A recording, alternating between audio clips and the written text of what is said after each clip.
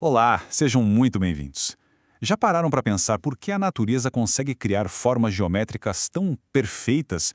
Sabe, de um floco de neve minúsculo até uma caverna inteira?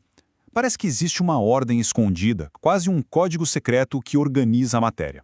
Bom, hoje a gente vai tentar decifrar esse código. Olha só isso. O que a gente está vendo são os cristais de selenita da mina de Naica, lá no México. São umas vigas gigantes de gesso puro, algumas com mais de 10 metros de comprimento, que levaram milênios para se formar. A pergunta que fica é, como é que a natureza, sem nenhum projeto, sem arquiteto, constrói uma coisa com essa perfeição matemática toda? A resposta, no fundo, está nos átomos. E é aí que a gente vai mergulhar agora. Vamos começar com a nossa primeira parte, o segredo dos cristais. Para entender a beleza que a gente consegue ver, a gente precisa primeiro olhar para aquilo que é invisível. Vão investigar a base de tudo, a fundação atômica que dá forma ao mundo. Essa compreensão toda não apareceu da noite para o dia, né? Tudo começou lá no século XVII, com a intuição de um cara chamado Kepler. Ele olhou para um floco de neve e pensou, será que essa forma vem do jeito que as bolinhas de água congeladas se empilham? Aí, mais de um século depois, Hauey conseguiu provar que a forma externa de um cristal é um espelho do arranjo interno dos átomos. E foi só lá no século XX, com a ajuda dos raios-x, que a gente finalmente conseguiu dar uma espiada nesse mundo atômico. Tá, mas então o que é um cristal, na essência? É bem simples, na verdade. É um material onde os átomos não estão bagunçados. Eles estão organizados, presos num padrão superordenado que se repete e se repete e se repete em todas as direções. Essa estrutura superorganizada é o que a gente chama de rede cristalina.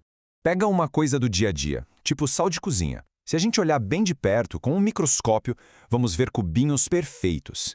E isso não é coincidência, não é por acaso. A forma que a gente enxerga no nosso mundo é um reflexo direto do que está acontecendo lá no nível dos átomos. Os átomos de sódio e cloreto no sal se organizam, adivinha como? Numa rede em forma de cubo. Então, o cubinho de sal que a gente vê é só o resultado de bilhões e bilhões de cubinhos atômicos empilhados de forma perfeita. A forma de fora é um eco da estrutura de dentro. Agora a nossa segunda parte, o padrão proibido da natureza. Por que essa construção com átomos não é uma festa, não é vale tudo? Existem regras. E são regras bem rígidas da geometria que dizem como os átomos podem se juntar. E essas regras, olha só, proíbem a existência de certos padrões. Para entender isso, imagina ladrilhar um chão. A gente consegue cobrir o chão todo sem deixar nenhum buraco, usando triângulos, quadrados ou hexágonos. Funciona perfeitamente. Mas tenta fazer a mesma coisa usando pentágonos. Simplesmente não dá, sempre vai sobrar um espacinho. Isso não é uma opinião, não é uma teoria. É uma lei, um fato básico da geometria. E o mesmo princípio vale em 3 dimensões, lá no mundo dos cristais. A tal da simetria de 5 lados, a do pentágono, ela simplesmente não se encaixa para formar uma rede que se repete direitinho. Na verdade, a matemática já calculou todas as formas possíveis de organizar átomos numa rede 3D que se repete. E sabe quantas são?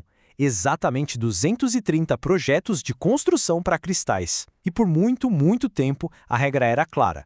Em nenhum desses 230 projetos era permitida a simetria de 5 lados. Era tipo uma impossibilidade geométrica.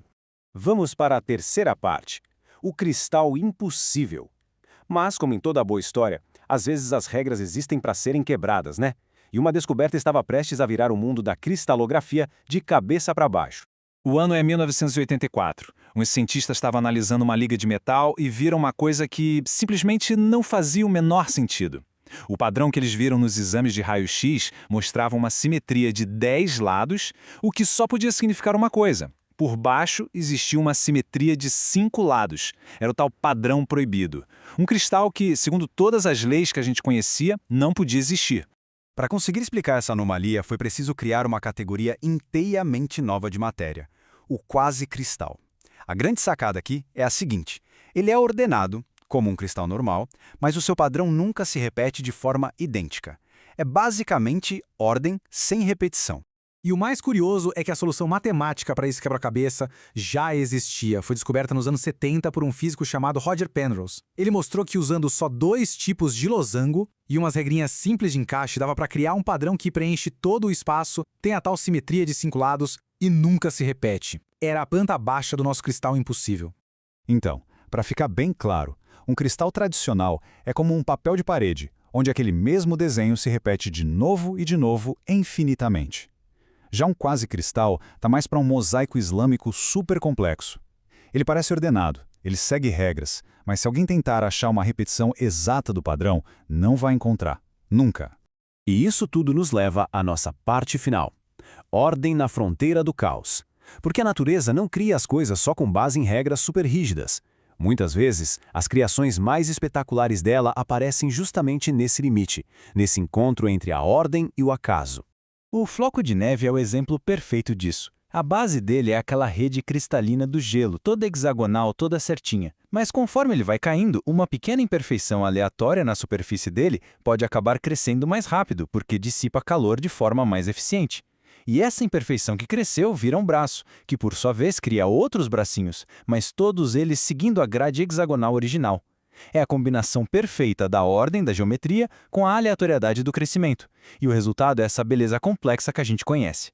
Mas a história não para por aí, não. Em algumas condições bem específicas, tipo nos chamados jardins químicos, os cristais conseguem quebrar totalmente essa rigidez da geometria.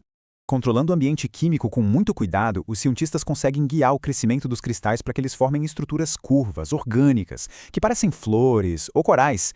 Isso mostra que, mesmo nesse mundo de regras atômicas super estritas, ainda existe espaço para uma arte viva, livre e de uma beleza impressionante.